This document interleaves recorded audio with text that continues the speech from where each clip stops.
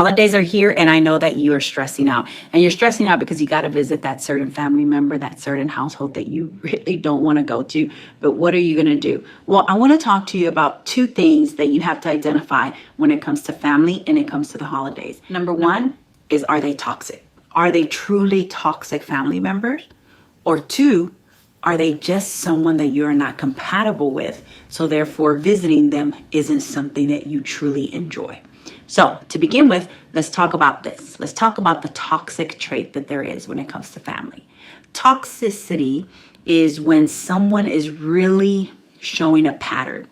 It's not a every now and then they have a bad attitude. It's not that they talk bad or use foul language. It's not that they don't agree where the school you go to, or y'all don't root for the same team. For all those Dallas lovers, you know, everybody doesn't love Dallas teams. It's okay. Don't get mad. I'm explaining, giving an example. But those aren't the common grounds that you're looking for. When someone is toxic, it is a pattern. It becomes a pattern in the relationship. It is something that no matter how nice you are, they still respond the same. It doesn't matter how understanding you are, they still react the same.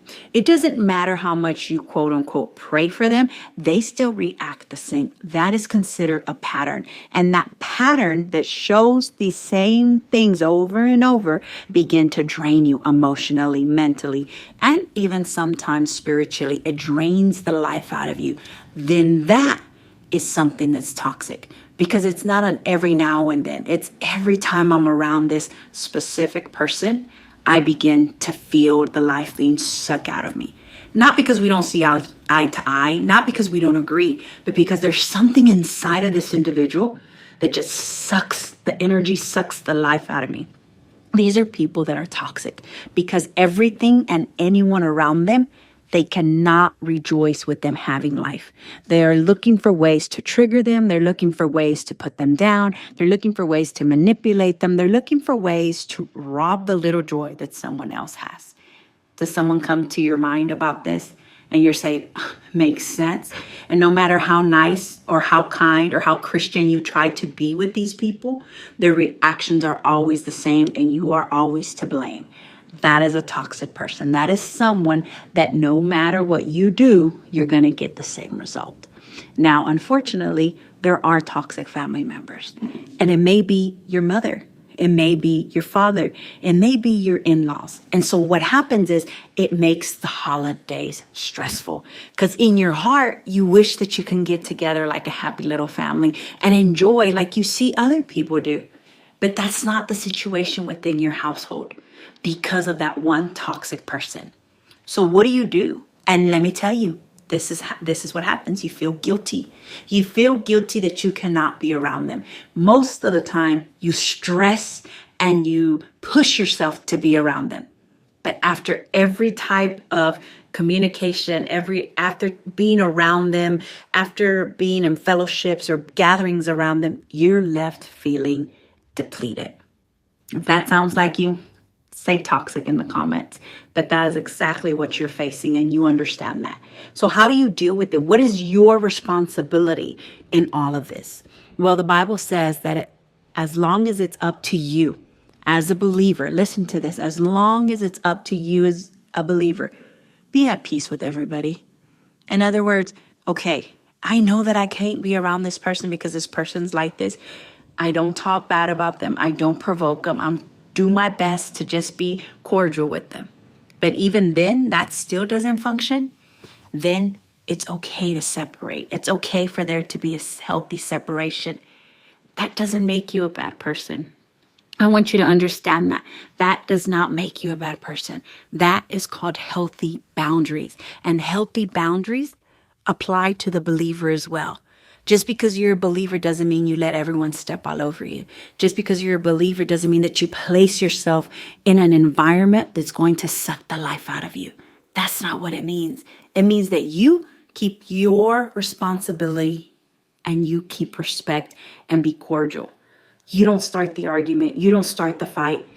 And you step away and you let them be who they are. They don't have to be who they are around you is the difference. It's healthy separation.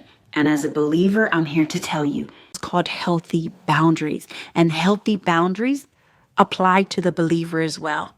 Just because you're a believer doesn't mean you let everyone step all over you.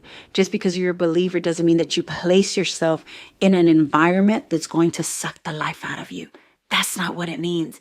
It means that you keep your responsibility and you keep respect and be cordial. You don't start the argument, you don't start the fight, and you step away and you let them be who they are. They don't have to be who they are around you, is the difference. It's healthy separation. And as a believer, I'm here to tell you, it's okay. It is a godly thing. You don't have to be around them. If you separate yourself, it doesn't make you any less of a Christian. Now, the second person or the second type of family member that you may have to be with are with those that you just don't agree with. Like, you just don't see eye to eye. But you can laugh and you can joke. But then when it comes to the belief, when it comes to the core belief system of life, they may not believe in God. They may not believe in politics the way you do. They may not believe in raising their kids the way you do. That's okay. You gather to be grateful for having them as part of your family, and you leave those core beliefs aside. You don't have to force your beliefs on them, and they don't have to force their beliefs on you. You are able to have a holiday, talk surface conversations, and be respectful.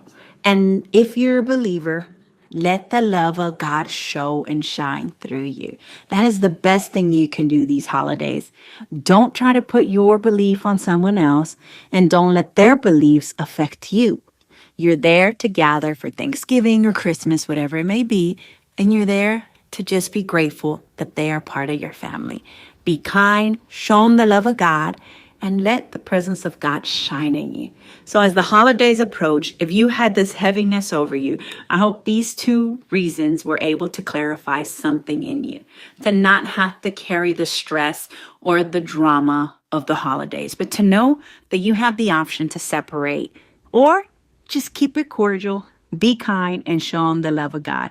I hope you have an amazing Thanksgiving. And if you're faced with something deeper, then connect with Faith Therapy. I would love to equip you as a woman through our one-on-one sessions or our personal growth mentorship, because unfortunately, holidays do bring out things in us, in you, that have not been healed. And in order to start enjoying the holidays, you have to heal first, because you cannot thrive in life if you don't heal first. Connect with Faith Therapy. Go check out my website, OseaLorraine.com, to see how you can connect with me and we can continue to thrive in life together. Stay tuned. I'm going to make another video